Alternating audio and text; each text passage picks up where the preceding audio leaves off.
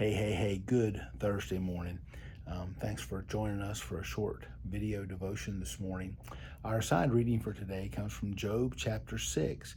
Incidentally, some have asked where they can find the reading schedule on our church website. It's nfbcws.com. And if you go to the home page, and then there are tabs across the top, go to the one that says More, and then about the fourth spot down there, it has Bible reading. Gives you a monthly calendar and all the texts that need to be read for that day and for the rest of the month.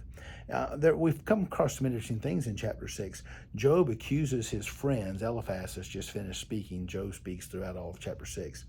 Eliphaz has just finished speaking, and Job says, "My brothers have dealt deceitfully like a brook, like the streams of the brooks that pass away." He said, "I thought when I saw my friends, they'd encourage me, they'd help me, they'd have something good to say." And if you read on down, he says that he points out a couple of places that I found to be very, very interesting. And why can't I see it now as I'm looking? He says, they are like, talking about these deceitful brooks, they're like the caravans of Tema look, and the travelers of Sheba hope for them, for these refreshing streams.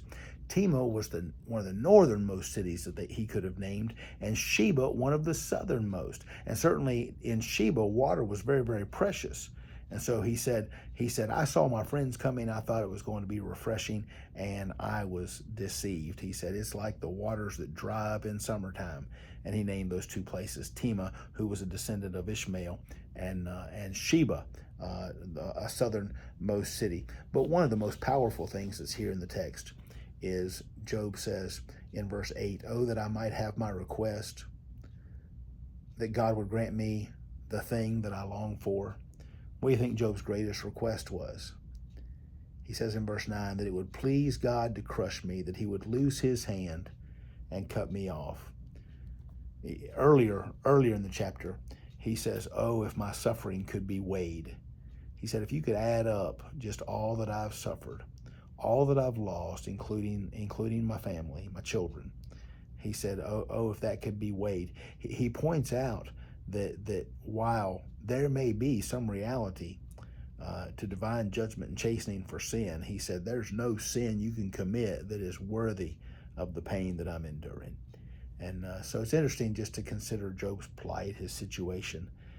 Every commentator is going to look to Job's faithful endurance of all that he suffered. And of course, we'll get to the end of this book in about a month's time, and we'll see how that God rewarded him. And it's going to work out okay, but boy, we almost cry as we read of Job's suffering along the way. Well, enough for today. I hope you have a great Thursday for his glory. I hope you'll stay warm, and look forward to our next gathering on the Lord's Day. And I'll see you in a couple videos between now and then. Take care, and God bless.